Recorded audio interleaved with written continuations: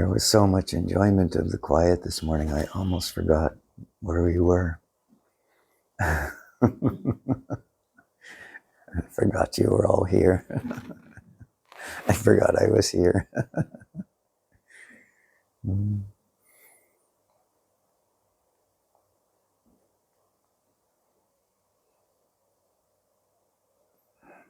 I've forgotten everything.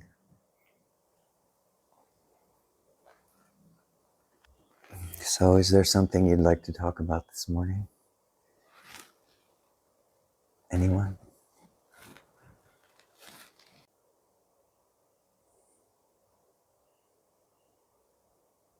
Have you all forgotten how to talk also? Yeah, it's a good thing, huh?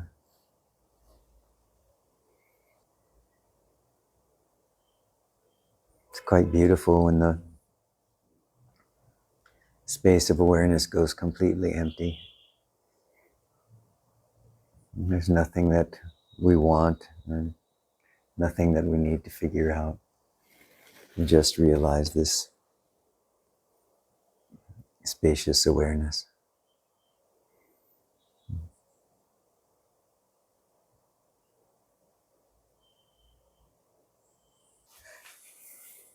Pranam, Rishinji. Pranam. Just like to share. Good. Yes. Last week, Friday, I went to Girivalam. Had some experience, like some energetic experiences.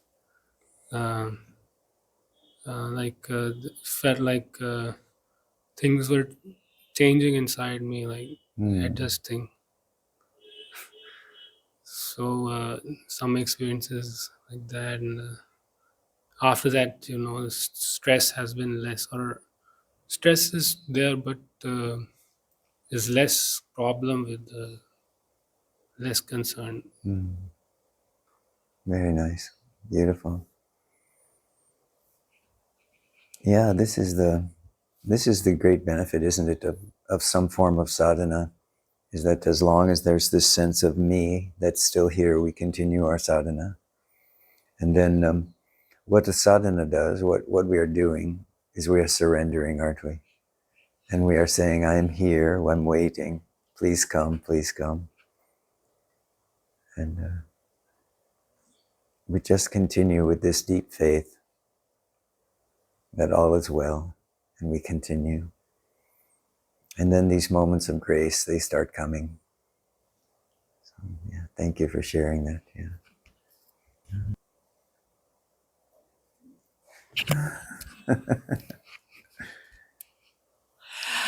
I thought to take the microphone, but now as I have it, I might as well.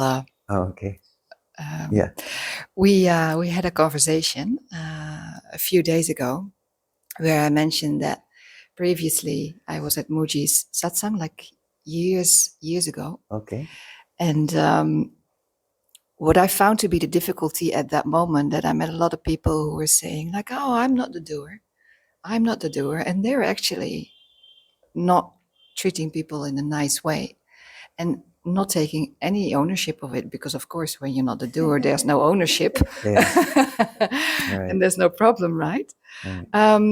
So I mentioned that actually that was the reason that I left Muji Satsang. I talked with Muji about it, but the answer that I got was very much from an absolute level. And I found it at that point to be what I saw, and it was just my perception, right?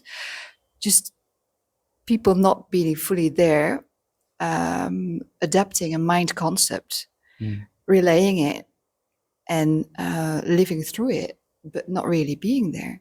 Mm-hmm. So we were discussing that, and also coming to the conclusion, yeah, well, if you're still in that personality and you behave that way, obviously you will bind karmas. But I thought maybe it would be something nice to share with you, and maybe that you want to say something about it, because especially in this community, I've seen it a lot. A trap, as you may call it, I guess. Yeah. Well, yeah, it's true on a couple of levels, though. I mean, it is true that when we first hear these concepts, of absolute freedom and there is no one here and all of this. These, especially in the early days, when we hear this for the first time and we're first practicing in this way or trying to live in this way, we can say for the first months or even the first couple of years, many of the vasanas come up in that space of the new concept, and the consequence can be that people are behaving badly, and this can be seen.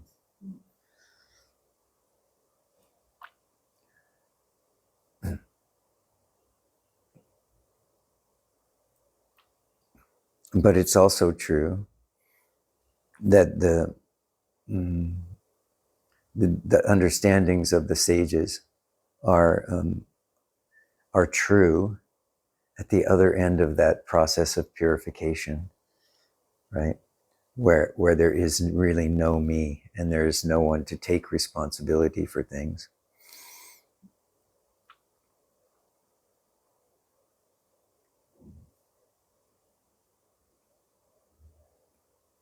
One of the challenges I see, and I have seen over the years,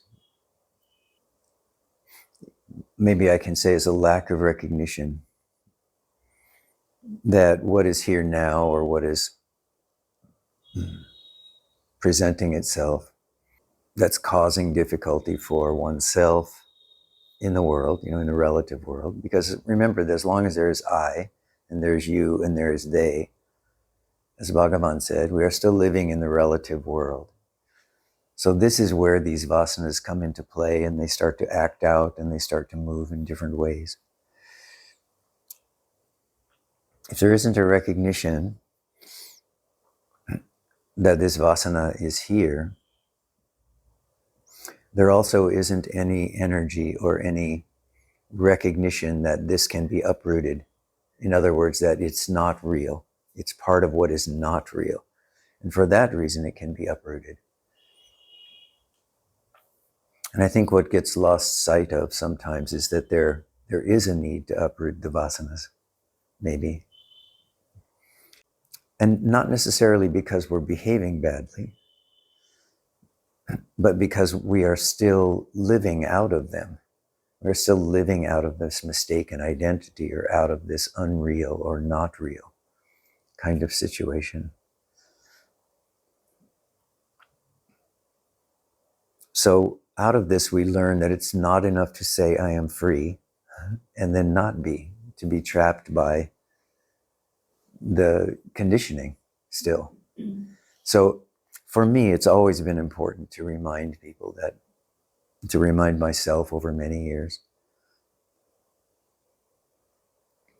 that there do seem to be certain characteristics that come with people, come with saints, come with sages who are free.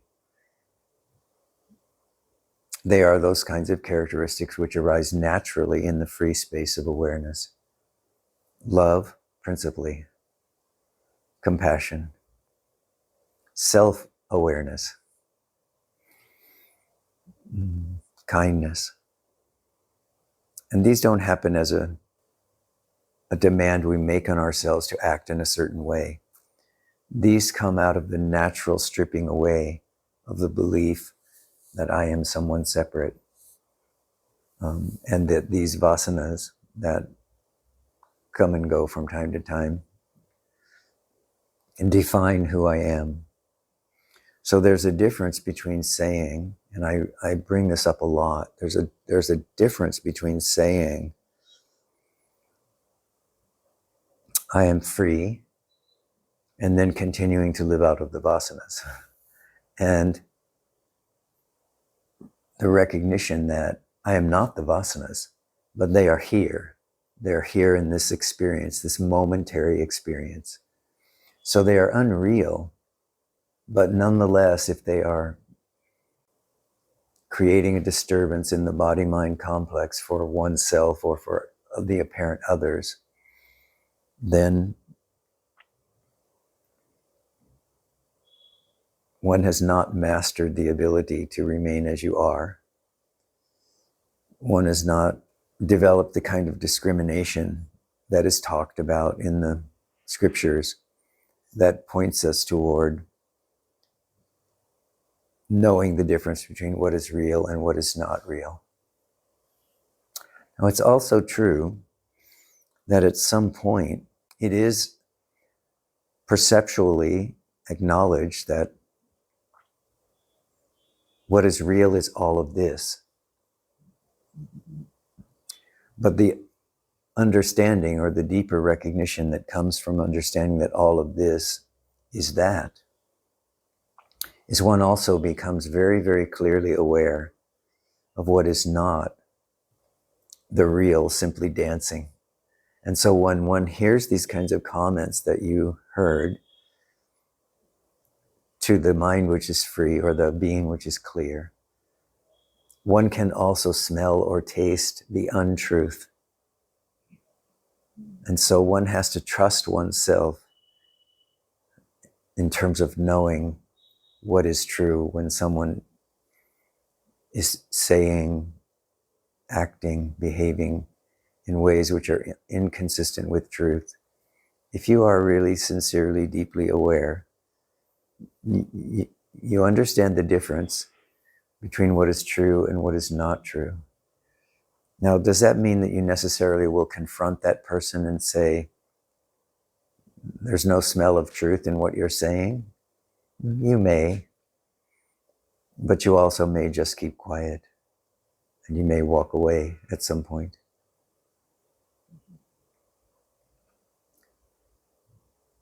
So it's never really important that the world or the relative world or the experience necessarily comport with our understanding. But our understanding may well cause us to smell that taint of untruth. And it sounds like that's what happened for you in that moment. Now understand that it is true on the absolute level that nothing is ever happening. So there's nothing to be changed, or nothing to be confronted, or nothing to be different about in some way.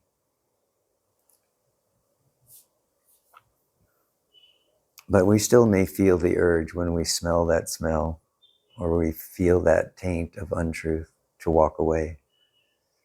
That's not to criticize what we're walking away from. It's simply to realize that there's a movement within our own being to move toward that experience of being consciousness, or toward that experience of truth.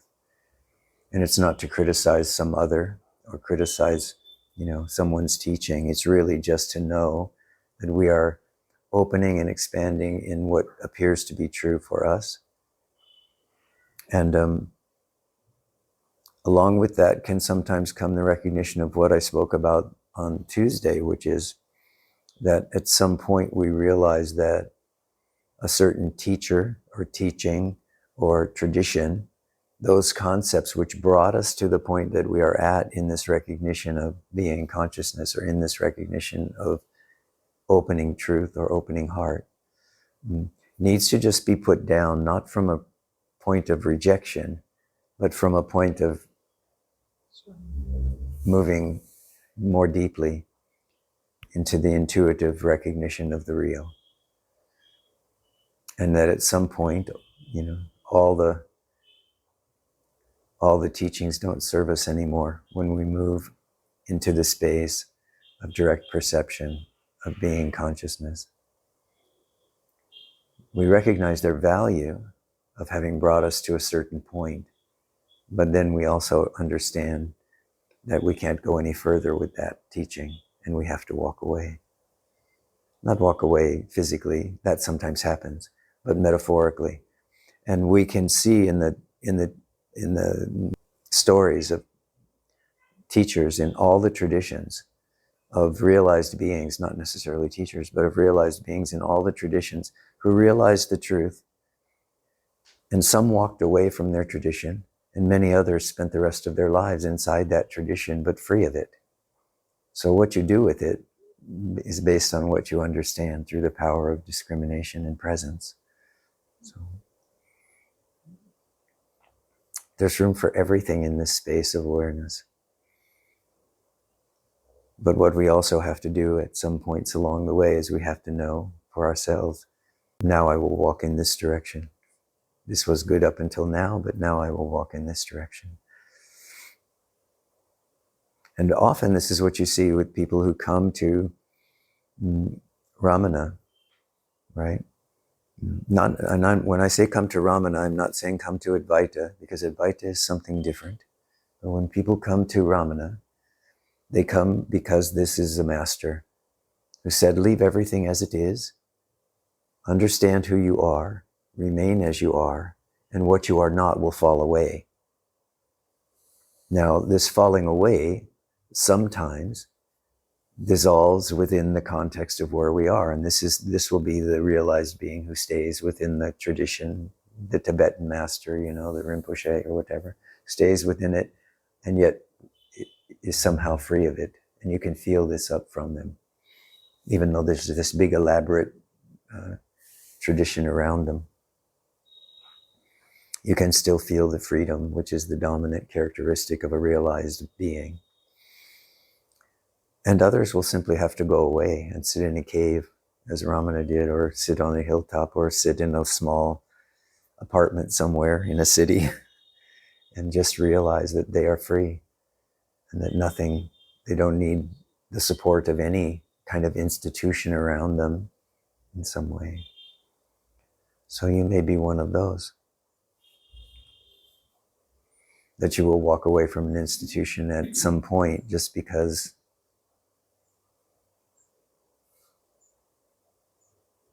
your own recognition of being, consciousness, or truth requires you to do so. So you can live free without support within an institution. You can also live free without support in the world. It's up to you. Or maybe it's up to your destiny, I should say.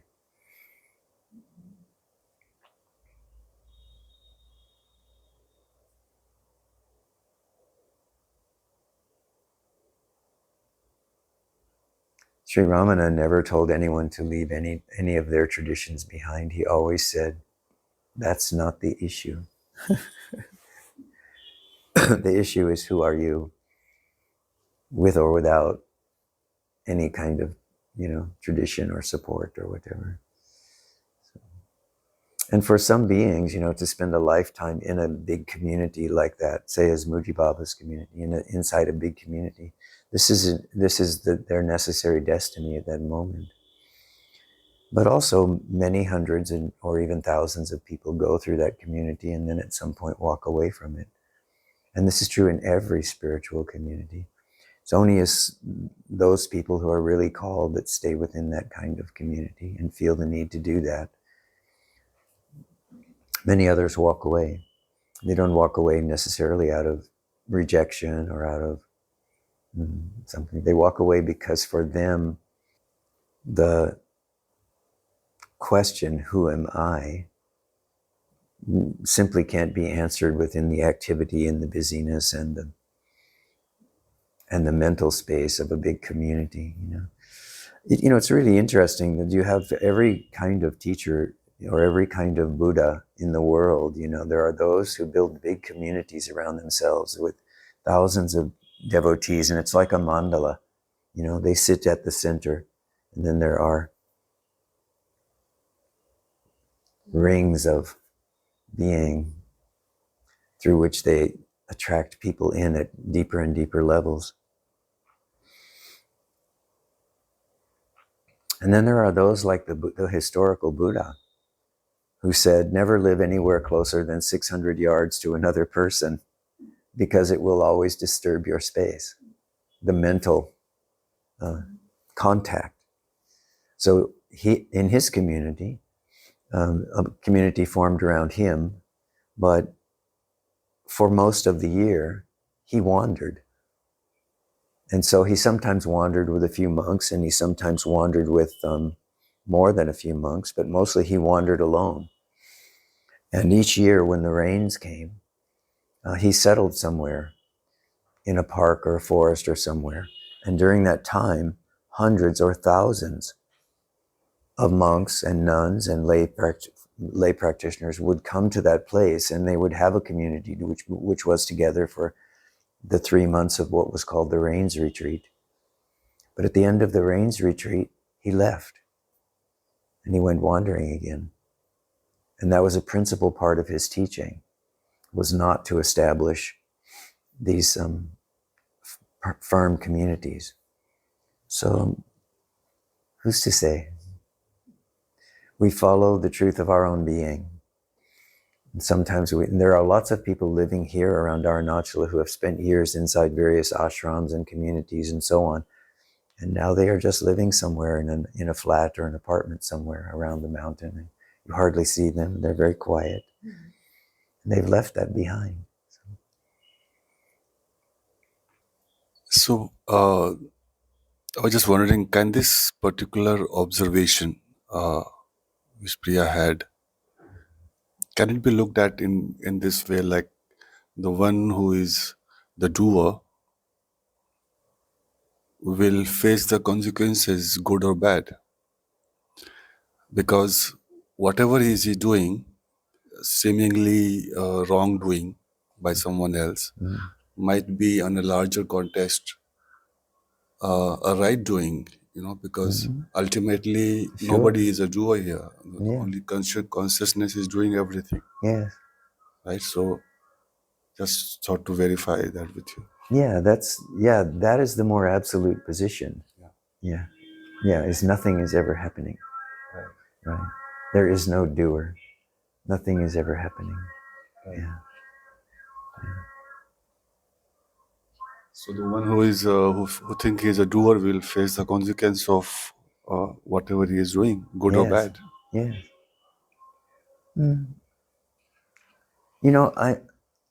I agree with that in a certain way, but at the same time, I myself never found it very useful to do or not do something because of the belief or the fear of consequences. But this is because for me, there's been this recognition for a long time that there is only this presence. And so the primary motivation has always been, is this presence clear, open, and aware, or is it veiled somehow? So I've never been so concerned about consequences. Maybe I should have been more concerned, but I never was so concerned about consequences in that way. So that would be the only distinction I would make. Yeah, so I actually didn't mean that to be concerned about the consequences. I'm saying whatever action is happening, whether the action is happening with a ego personality or the action is happening from a pure presence point of view, yes, it will have some kind of a fruit also, right? Yes. So the one who think is a doer will bear that fruit ultimately. I don't know what the consequences will be. Yes. Maybe there won't be any consequences also. But the one who is doing it, ultimately, we all know that the consciousness is doing it, right? So if somebody is identified with it as a body mind, will have to face it. Then there will be those consequences. We'll if have to there's face it, identification right? with oneself as the body mind, there will be those consequences, yes. Absolutely. Yeah.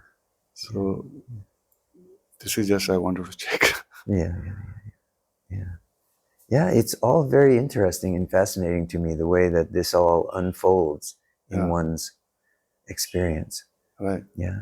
And there are in some ways there are all these levels, but there really are no levels either. Mm-hmm. But it appears that there are all these levels of possibility and all these levels of understanding.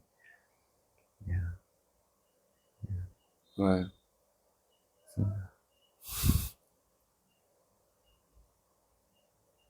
So whatever is ultimately happening is part of the larger harmony.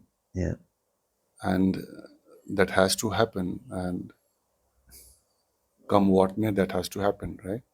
So if somebody is seemingly doing a wrongdoing, so that has to happen at that point of time. Like it's Yes, and we it's a don't know perfect we happening. don't Right? know the origin of that, You don't know the origin of and we that. don't know what the ultimate consequence is. Absolutely. Yeah. So ultimately, it's all a perfect happening, which is Mhm. playing through Leela, huh? consciousness. Just Leela. So if you see everything and view everything as Leela, Yeah, then you can live in a certain way in the freedom of being. absolutely. Yeah, Yeah. This is the whole concept of Leela. Yeah. that's true. Yeah.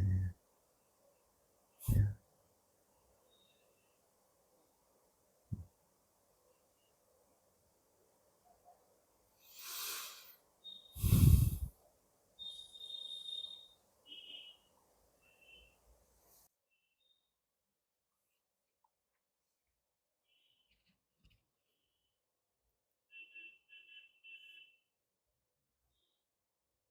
What do you think?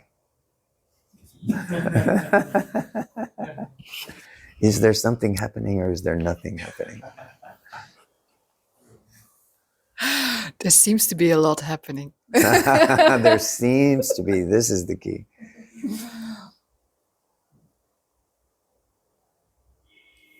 Yeah, there appears to be a lot happening. Yeah. Without doing it. Yeah. Mhm. Yeah.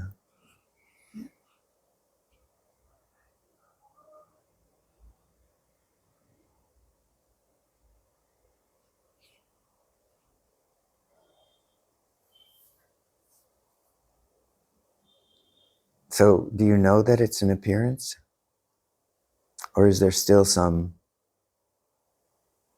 belief in the reality of what is appearing? Um, it's happening Mhm. that Yes. I can see, like, okay, I'm riding on my scooter and I really feel this strong pulling of going home to my computer, write an email. I'm like, oh, okay, well, Mhm. this apparently is happening and needs to happen. Yeah. So Is it happening to someone? Is there a doer, as he was talking about? no, there's it's Okay. just it's happening it's falling in an kind of Yes. like an emptiness or Yes, of a course. void, Yes, or yes. Yes. from where it just Yes. maneuvers or expresses, and then Mhm. Yes.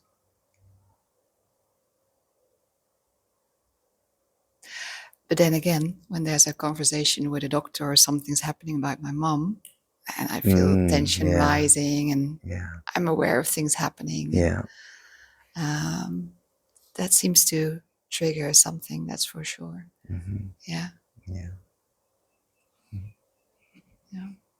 But awareness of it is there.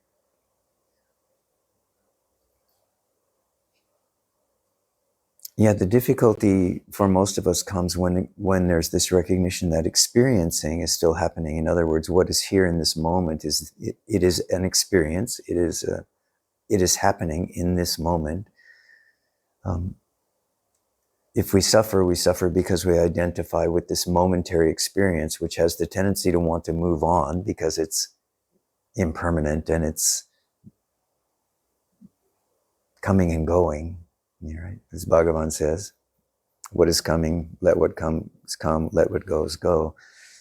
Where we begin to struggle and suffer is that we become identified in some way with what is rising in that. And like you said, if it's your mom, it's because of that lifelong experience and the experience that you're having now, and the fear that comes along with it and the uncertainty that comes along with it.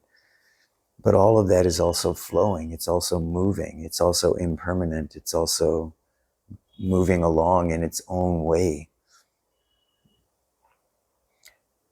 If we know that, we remain free of the doer and we remain free of the experience, right? We see the experience. The experience is here. It's happening in this moment, and in the next moment it's gone. And we know that. So I like to say there's no residual from that experience. From the experience of experience, there is no residual because there is no doer. There is no me that attaches to it. So this is just the thing about experience, is not to realize that if you become an awakened sage, fully awakened and alive in this moment, that you will stop experiencing. All the sages have lived long lives and have kept experience all along the way, and have watched this river of coming and going until the body was gone. The difference between, you can say maybe you or me or them, is that they had no attachment to anything that was happening. They knew they were free of that it was, the experience is here only as a live and living thing in this moment. And as soon as the experience moves on, it is dead. So there's no past and there's no future. There is only here now. What is here now is a momentary experience. And if there's an attachment or identification with it, then you will suffer as a consequence of the attachment, not as a consequence of the experience.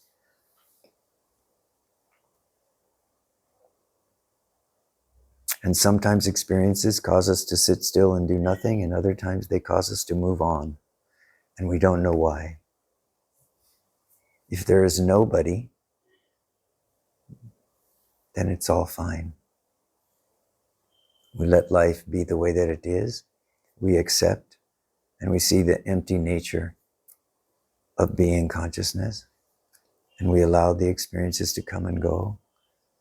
And in this process, we begin to experience more and more that the foundation, you can say, of this whole dance of experiencing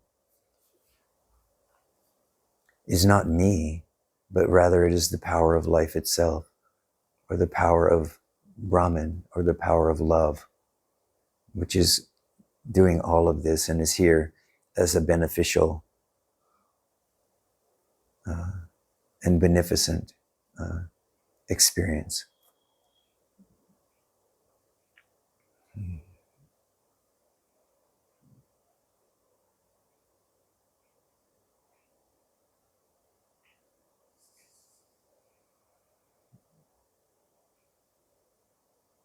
But along the way, when we are having this kind of an experience that you're having right now with your mom, where she's really sick, just understand that there is something for you to experience during those moments. And of course, for all of us, we have to understand that there's the inevitable experience of having taken a body. That body has a shelf life. It has a finite amount of time in which it can carry on. And so for those of us who are living the life of this self-recognition, this becomes a great motivator, not only because we want to love openly when someone around us is in that situation where they're facing the potential for the end of life, but also we want to know that this is a great motivator for us, that this also will be my destiny at some point. This will be my destiny as well. So how do I use this time now? How do I remain here as open, loving, kind presence for myself, knowing that this great benefit that I've been given of this life and this body and this mind and this consciousness is a finite experience. So how can I use this in this moment to answer this question, who am I? And to fully realize as much as possible in this life the nature of being consciousness. And if possible, to become completely liberated from all suffering, not from experience, from suffering.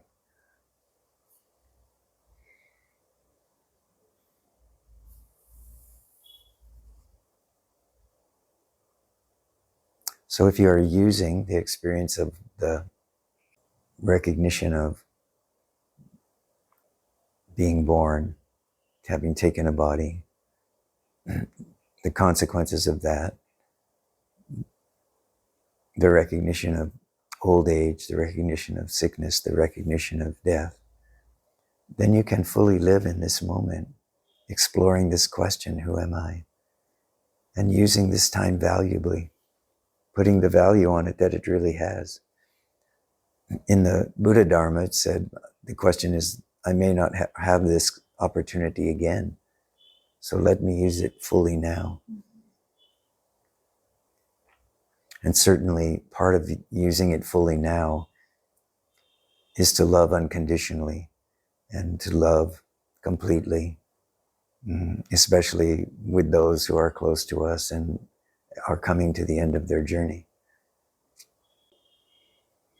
And if we live in that space where we realize that everyone is coming to the end of their journey, then how do we relate to people, you see? Part of what gets us as humans into difficulty is we don't see the end of the journey, not only for ourselves, but for every being. And then this impacts the level of, let's say, compassion that we can bring to any relationship, any circumstance or whatever.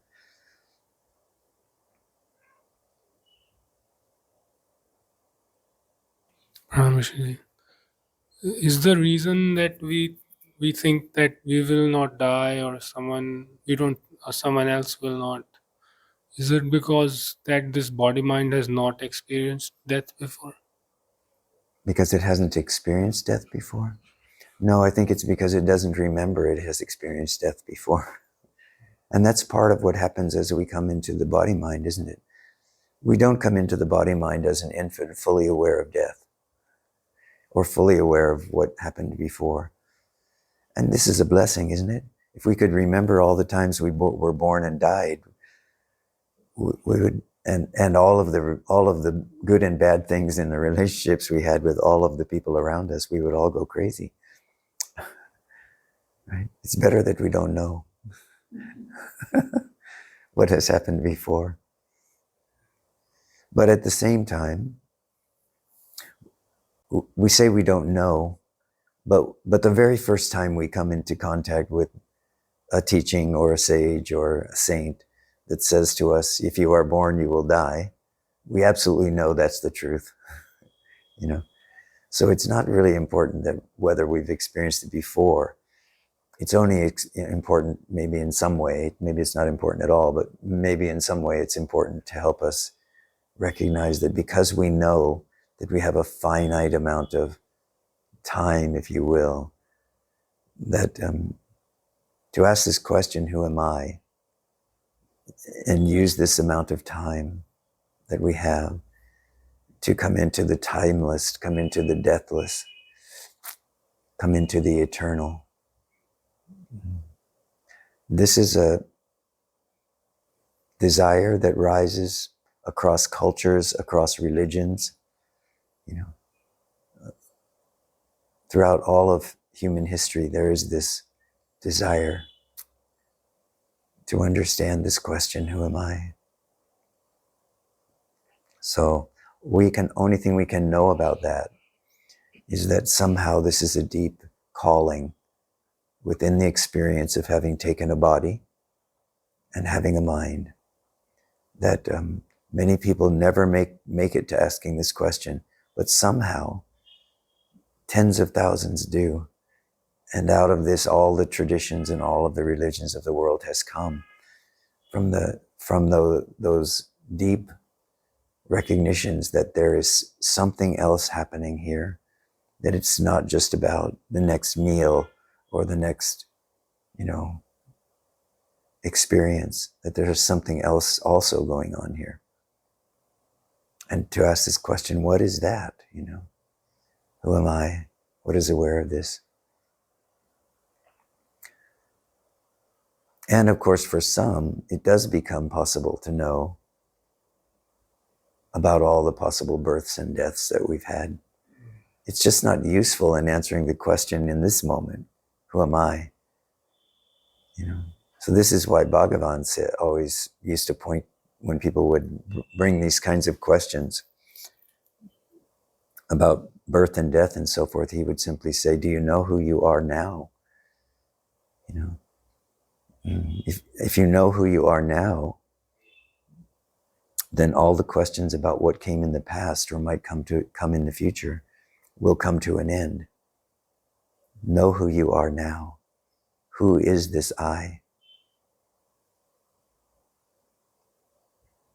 Put your attention there, and then you have no need of answering these other questions which can distract you for eons.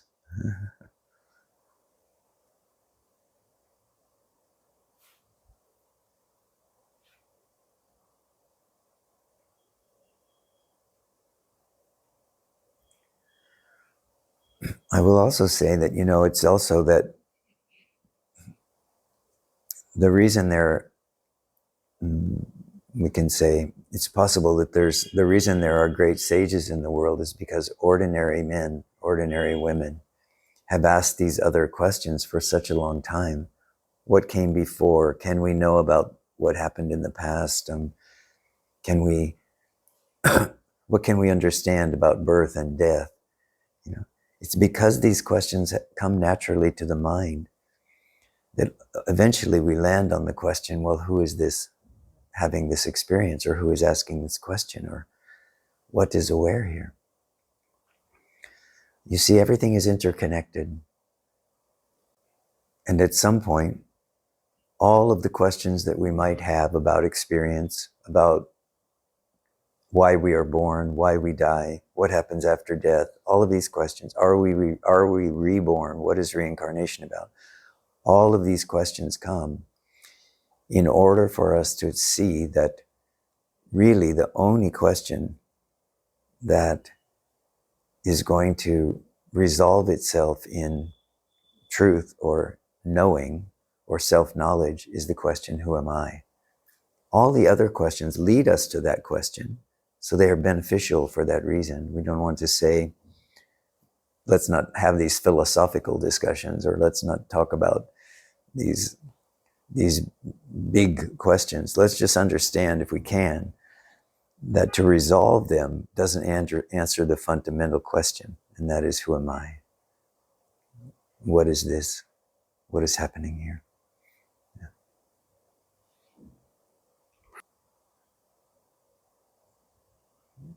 Within each of you, within each of us, there is this deep silence, this deep well of silence.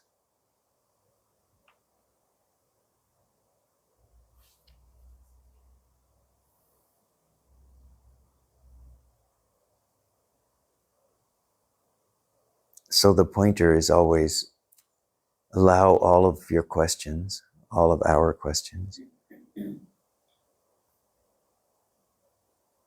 to dissolve into this deep well of silence within you.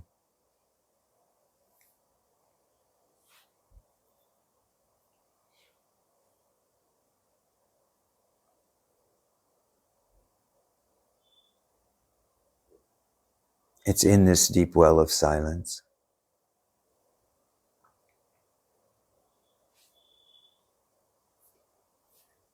that all questions, all concepts, all experiences have their resolution. So keep looking to that.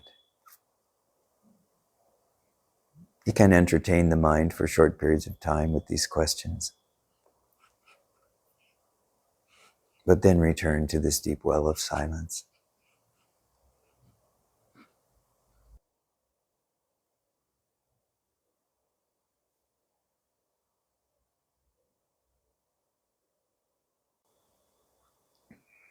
May you be well, happy, and peaceful.